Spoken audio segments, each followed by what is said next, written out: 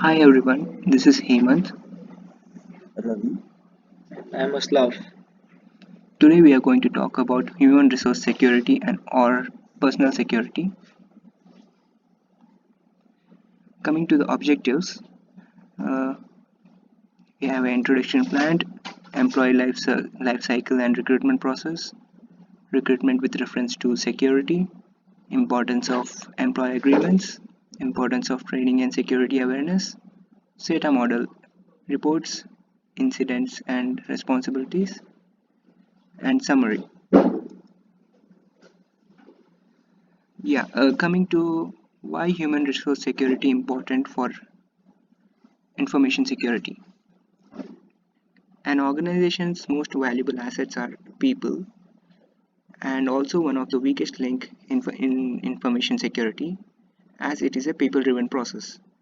Information is very important for organization, and for that, faithful and compliant information owners, custodians, users are a must. Before allowing employees access to this organization information assets, they should be vetted properly, like background verification and educational qualification verifications and conducts should be verified thoroughly. ISO publications like ISO 27002 colon 2013 section 7 represents the HR security management, and next some of the next publications like SP 812 Introduction to Information Security, SP 816 which talks about SETA model, SP 850 which is gives more insight about the training and awareness, SP 800 gives us a, gives a guide to the infosec for the managers. Coming to the employee life cycle and recruitment process, there are various stages in an employee's careers. The life cycle model varies from company to company, but most of the models include these 6 stages. 1. Recruiting. 2. Onboarding. 3. User provision. 4. Orientation. 5. Career development. And 6. Termination. Coming to the recruitment, it is a process leading to hiring a new employee and putting out a job advertisement in recruitment platforms, mostly online, going through the referrals, mentioning correct job requirements needed for the recruitment. This saves a lot of time for both candidates and employees for assessing. Coming to the point number 2, onboarding. Employees is added to the organization's payroll and benefit system during this stage. Point number 3, user provisions. At this stage of the employee life cycle, the employee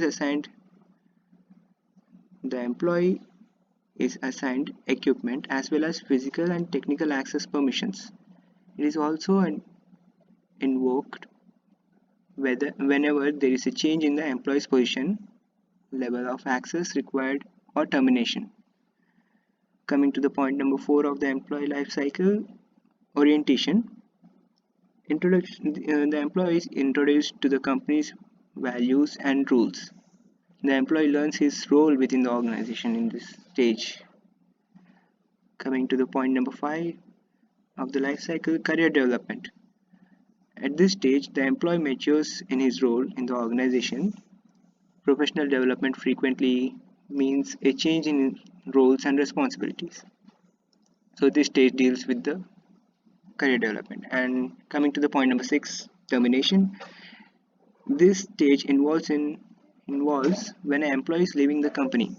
It may be due to various reasons like retirement, new employment, personal reasons.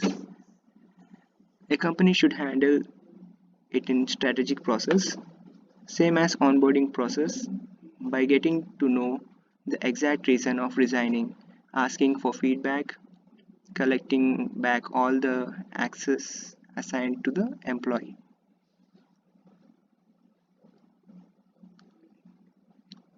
Coming to the recruitment with reference to security, this will be taken over by Aslaf.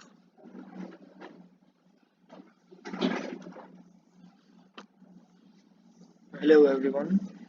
So, with regards to the recruitment with reference to security, there are many times which through which an employee goes through, which starts from the job postings. If there are any vacancy or something which is available in a company, then it should be posted.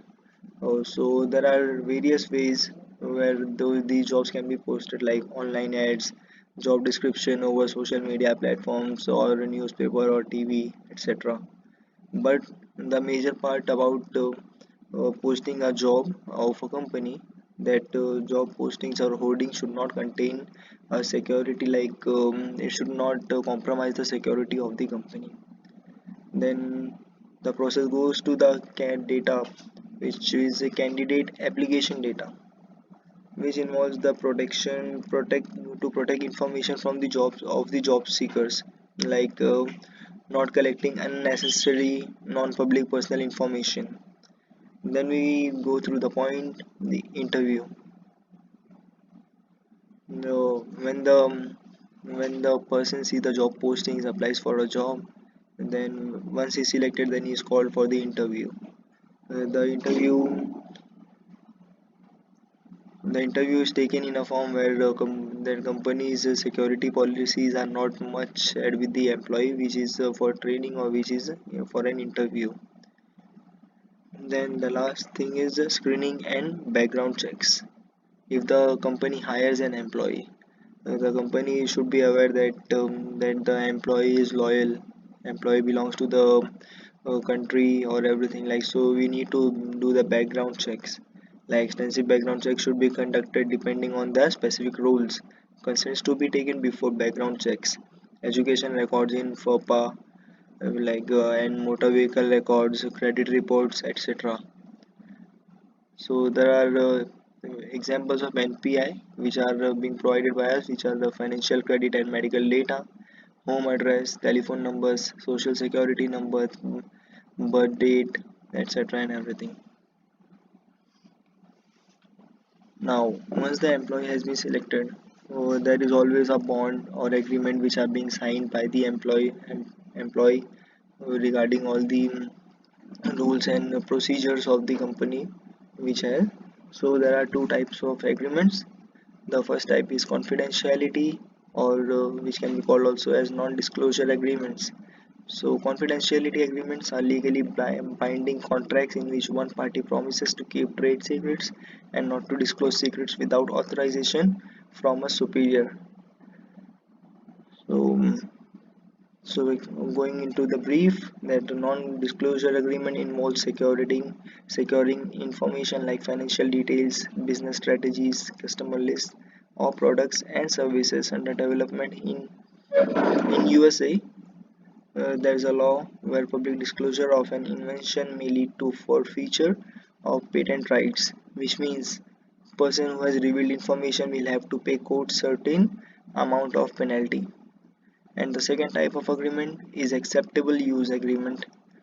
Uh, this is a kind of agreement in which policy contract between a company and the information user. Uh, which means by signing acceptable user agreement, user has acknowledged to follow rules as to how he or she must interact with information systems and handle information.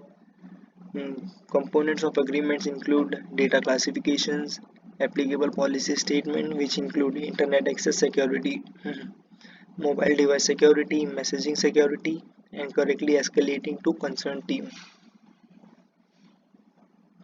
Now, once the employee has been signed all the agreements, the next step is to train train the new employee and aware him about the security and everything. So, according to the NIST, the people factor, which are not technology, so people are the key to provide an adequate and appropriate level of security. Because the technology is a thing which is run by the people. Technology cannot work by their own, so people should be involved. They should be aware of their roles and responsibilities related to the organization missions. Like if their company is working on a several kind of project, so every employee which is being involved in the project, they should be aware of every task and procedures. And the next is the employee should be aware of their IT security policies and practices. If the employee is being hired, and then he should be taught and he should be told that these are the IT security policies and they should not overcome these policies.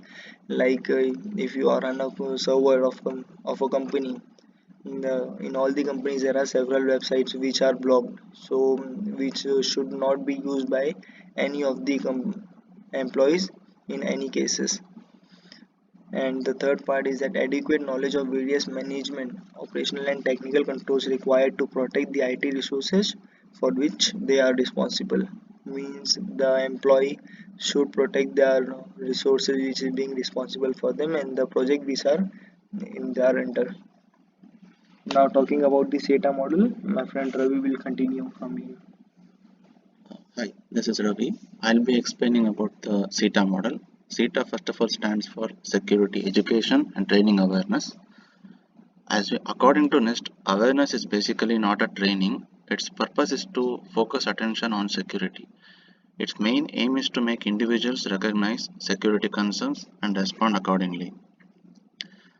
And the regular security campaigns should be held in the organization so that every employee is aware of the latest updates in the technology so that they can act accordingly when an attack occurs.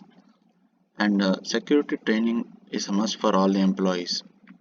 Like in this, every employee should be included, including the third party payroll workers and as well as the senior management. Security education is knowledge driven, which this means that all security skills and competencies of various functional specialties should be conveyed to produce IT security professionals who are capable of vision and proactive response. Below given this is a table of the NIST SP 816 SETA model. Basically this explains various aspects of the security and how they should be educated and how training should be given on each and awareness how should we create that. So coming to the reporting incidents and responsibilities. So security incident reporting is everyone's responsibility. So whenever an attack or an incident has occurred which has breached the organization, any employee for that matter should notify the concerned higher management. He should not wait for any action. Incident reporting training should be given to all employees, which means that here, as I said earlier, every employee should be given training. No one should be left out because every employee is important and notifying the attack when an attack occurs. And HR department should work closely with the IT department in safeguarding employee files. So basically here I mean that if employee is working train if an employee should work closely with IT department in securing the employee files and storing them securely. And for employees who are working from home, certain policies should be set according to what data can be accessed and how he can access the systems and other things. And last comes the HR department is responsible for handling security violations.